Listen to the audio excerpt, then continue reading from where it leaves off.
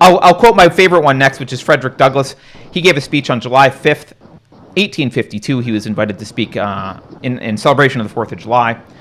And the one thing that's interesting about this speech has been lauded by the left as even 2 years ago I saw in a Guardian article saying this was the greatest anti-slavery speech uttered by an American. But an interesting thing happened because I know this speech.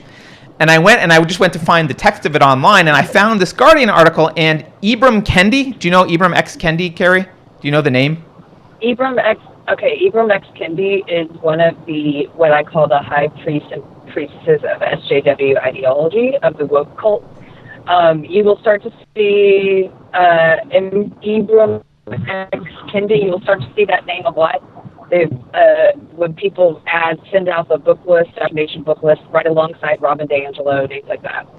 Yep. So yes. Yeah. So he's the author of this article, saying that this is the greatest anti-slavery speech uttered by an American. But and so, by the way, his official title, he's professor and director of the Anti-Racist Research and Policy Center. Yep. I was just going to say, turn down the gain on your mic just a tad. I think I just did. I think I did. Okay, cool. So yeah, let me know, guys. If it needs to go down more, let me know. But I turned it down and I moved the mic a little bit away from me. Anyway, he's the professor and director of the Anti-Racist, I put in quotes, Research and Policy Center at American University. So he's like Carrie saying, he's a high priest. Interestingly enough, he in publishing the speech for The Guardian, I was shocked. I mean, I shouldn't be shocked by this, Carrie. He shared an abridged version. Now, the version he shared is almost the same length. He abridged very little. But I'm going to show you what he took out. It's quite interesting. So, what he left in was the beginning of Frederick Douglass's speech, which I'm going to read. He says, "I am not included with the pale of this glorious anniversary. Your high independence only reveals the immeasurable distance between us. The rich inheritance of justice, liberty, prosperity, and independence bequeathed by your fathers is shared by you, but not by me. The sunlight that brought life and healing to you has brought stripes and death to me. This 4th of July is yours, not mine. You may rejoice, I must mourn. To drag a man in fetters into the grand illuminated temple of liberty and call upon him to join you in joyous anthems is inhuman mockery. Do you mean, citizens, to mock me by asking me to speak today?"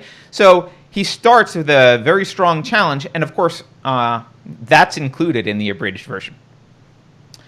But then he says a couple things that are excluded. One is, would you have me argue that man is entitled to liberty? That he is the rightful owner of his body? You have already declared it.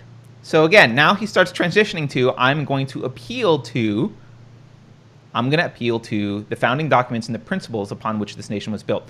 And then I'm going to read the last little bit of this, and I'll tell you which part was edited out. So he writes, "Allow me to say in conclusion, notwithstanding the dark picture I have this day presented of the state of the nation, I do not despair of this country. There are forces in operation which must inevitably work the downfall of slavery. The arm of the Lord is not shortened, and the doom of slavery is certain. I therefore leave off where I began, with hope." And this next part was cut out.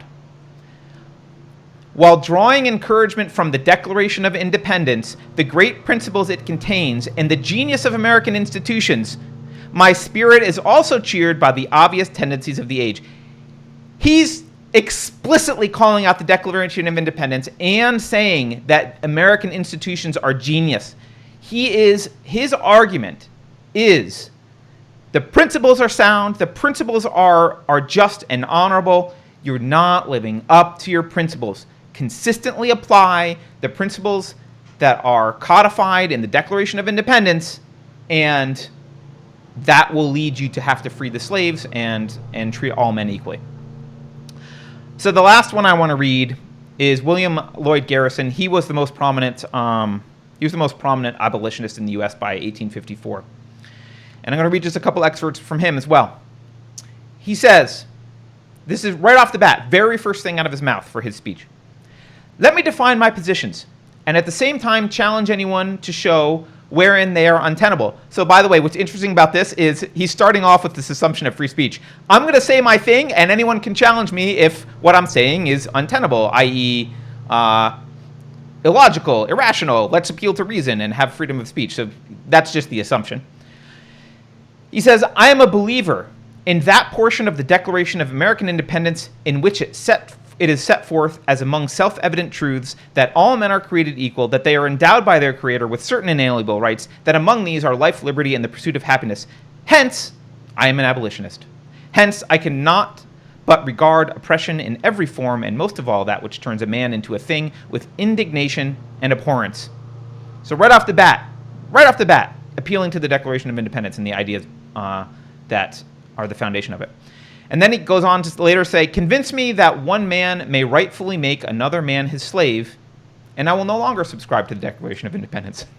Convince me that liberty is not the inalienable birthright of every human being of whatever complexion or clime, and I will give that instrument to the consuming fire. I do not know how to espouse freedom and slavery together. Again, he's saying the Declaration of Independence is a document intertwined with abolitionist philosophy. Those go together in his mind. And finally, he says, my fanaticism is that I insist on the American people abolishing slavery or ceasing to prate of the rights of man. Okay, these are beautiful admonitions of the practice of slavery at the time and appeals to the foundational principles upon which the U.S. was based, and it's not the 1619 Project. These are not people saying, there's not people saying this is institutionalized, America is institutionalized racism. Your founding documents are inherently racist, that this is the principles upon which America were built are on slavery and racism. No, that's not what they're saying. They're saying the principles upon which America were built are noble, and you need to live up to them, Americans. I think you should remember that on this Juneteenth. By the way, I think I lost Carrie. I don't know if she's coming back. I can't tell if I lost Carrie. If she comes back, I'll add her back in. Oh, there she is. I'm here. You're back. I dropped. Someone in chat. I dropped out for a second. Okay, someone in chat said, what article are you reading? We all need to know. So those weren't articles. Those were 3 different speeches. So the first one I read was from Henry Highland Garnet in 1843 called An Address to the Slaves of the United States. You can look that up. The next one I read was from its famous Frederick Douglass speech from July 5th, 1852. Make sure you find the full speech, because if you search for it and land on that Guardian article I told you about, it is edited. The charlatan that is Ibram Kendi selectively abridged it, because, a couple extra sentences is too long. And the last one I read was William Lloyd Garrison speech in Boston in 1854. So you can look all those up.